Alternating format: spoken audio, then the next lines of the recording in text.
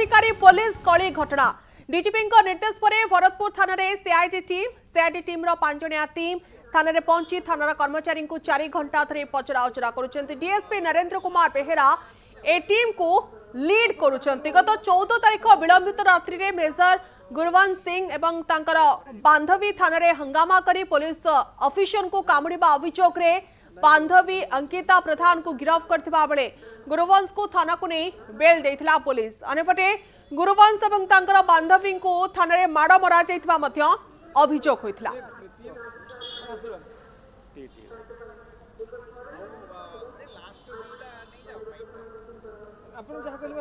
भरतपुर थाना रे वर्तमान पहुंची क्राइम ब्रांच टीम एवं सीधा सड़क से इन्वेस्टिगेशन करिवे जे पूरा घटना कौन घटी।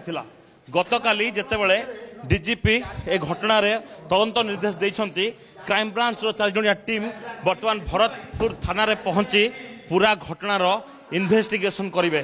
सबुठु बड़ कथा होची कैमरा लागिथिबा स्थान को जांच करा दिबो बा भरतपुर थाना रे जेउ जो सीसीटीवी रहितिला सेगुडिकर जांच करा दिबो। काहेकि ना अभियोग आसीची जे जणे मेजर एवं तांको फियोन्सी जेतेबेले 14 तारिख विलंबित राति रे एठी आसिकी पहुंचथिले तांको सहित किछि घटना घटिथिला। जेउ समय रे पुलिस तांको किछि रिपोर्ट लेखिया पाई कहिथिले ता परवर्ती समय रे रिपोर्ट लेखिया भितरे किछि गंडगोल होइथिला। ते प्रकृत गंडगोल कोन होइथिला काहेकि उभयଙ୍କ भितरे पाटितुंड होइथिला एवं मेजरଙ୍କର जे रहिथिले बांधवी तांको मध्य पुलिस बांधी को जेल पठाइथिला। तेबे जे रहिथिले मेजर को पचरा उचरा करा जिबा सहित तांको थाना रु ही बेल दिया जाइथिला।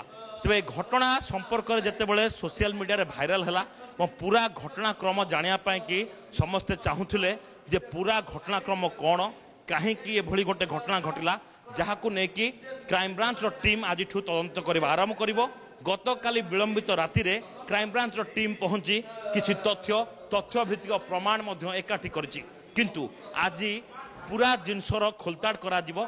जेउ समय रे कि जे रहितले मेजर रहितले मेजर जनक उल्लेख करछंती जे थाना भितरे तांको फियोन्सी को कुआडे माड मरा जाइथला एवं ए माड मरा जीवा पक्षर प्रकृत रहस्य कोन रहितला।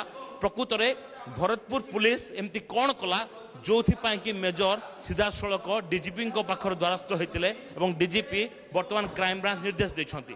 तेबे क्राइम ब्रांच तदंत पर स्पष्ट हबो प्रकृत रे भरतपुर थाना रे कोन घटिथिला एवं पूरा घटनाक्रम कोन थिला। कैमरामैन विनोद स्वाई सौभाग्य परिडा कनक न्यूज।